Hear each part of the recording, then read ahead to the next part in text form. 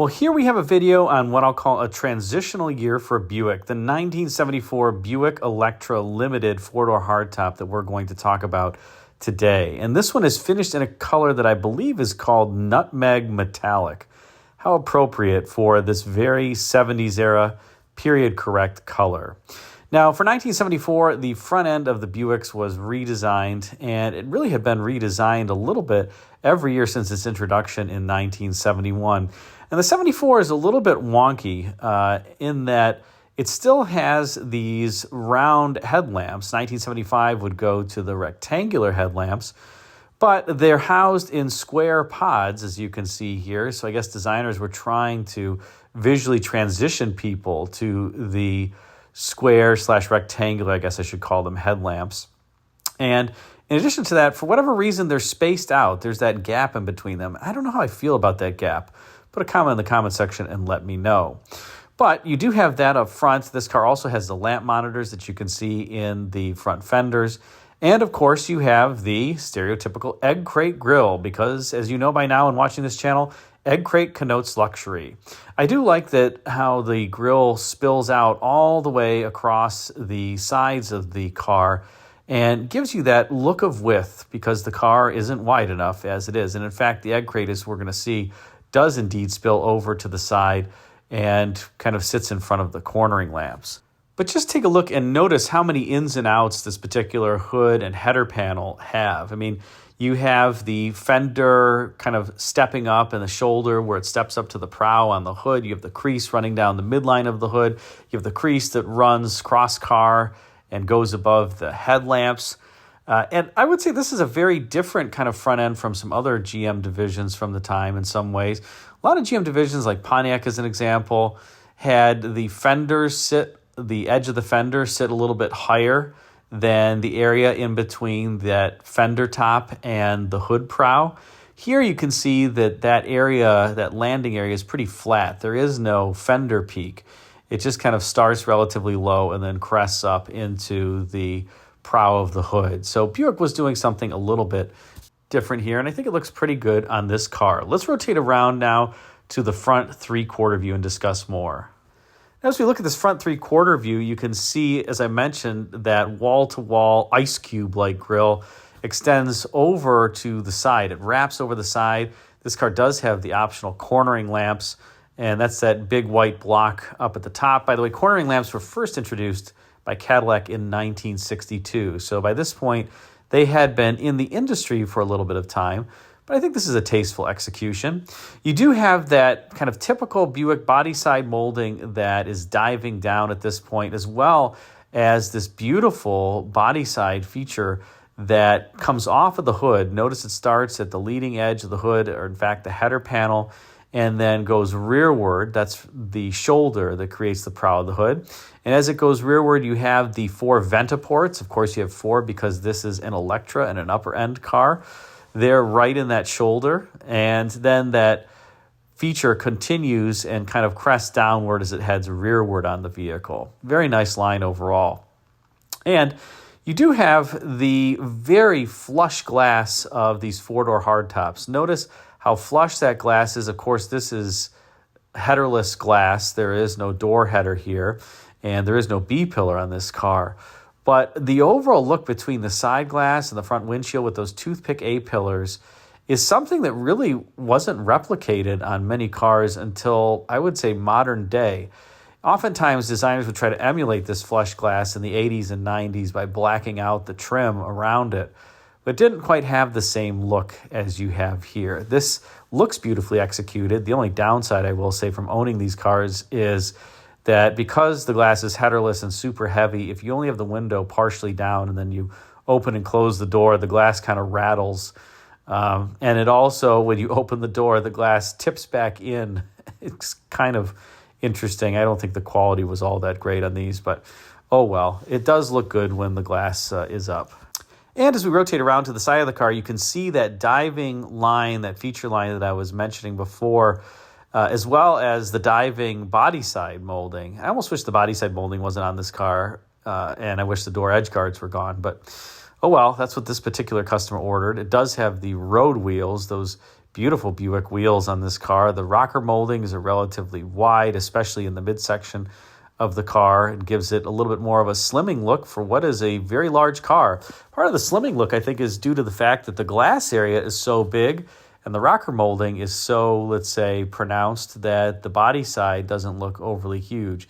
Take a look as an example at the rear quarter where the lower molding is much smaller and the top of the quarter is clearly higher than the belt line is around the door area. So that quarter looks significantly larger. The other thing you notice in this particular photo is despite the 127-inch wheelbase, this massive wheelbase for this car, take a look at that rear overhang. Huge rear overhang, and you also have a very stereotypical GM styling trait, and that is that C-pillar is kind of in line with the rear wheel.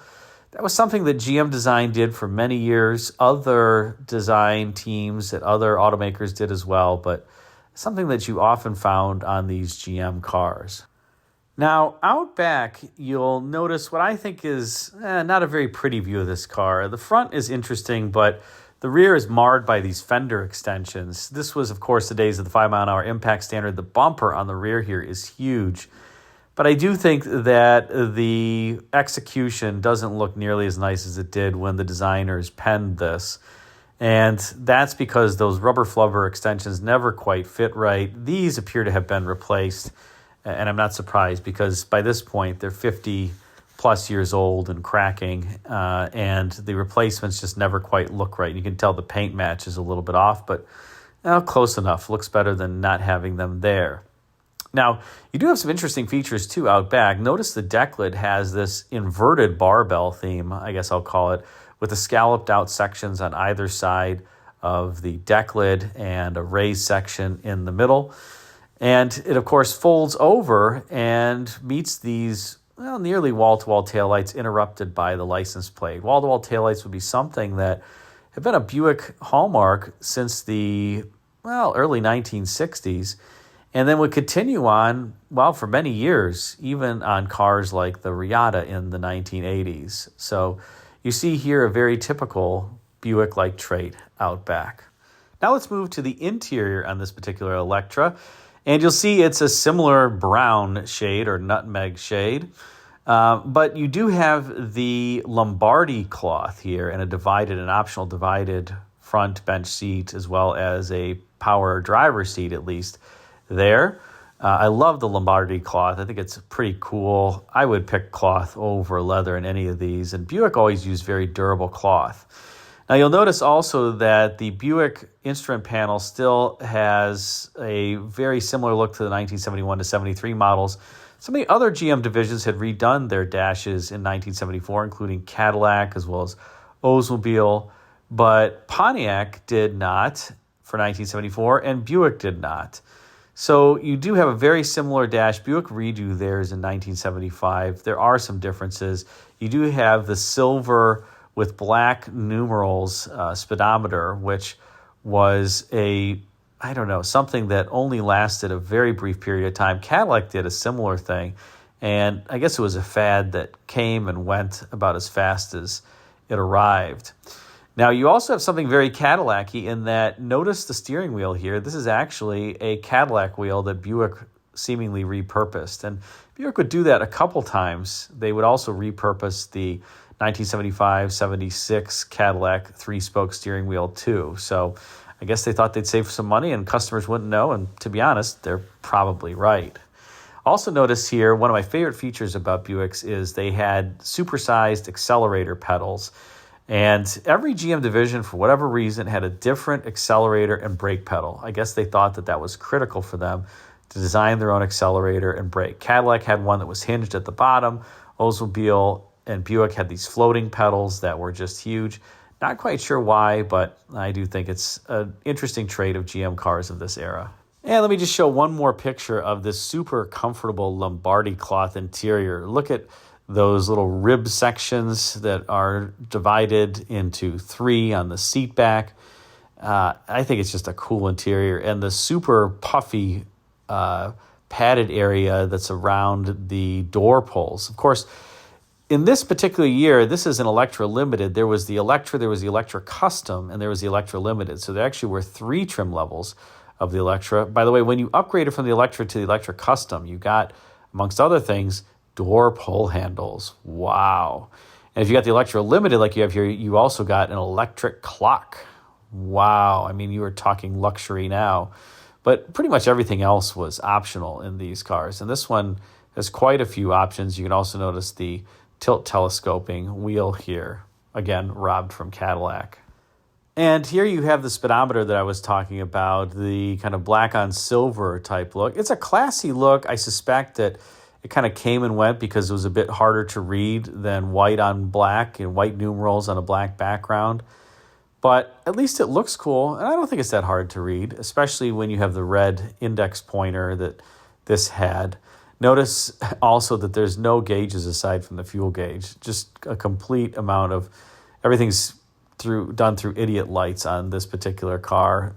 No gauges to worry the driver about anything. And you can see that optional electric clock off to the right that was previously mentioned, as well as a passenger side mirror control. Yes, there is a passenger mirror on this car, something that was not pretty common during this era.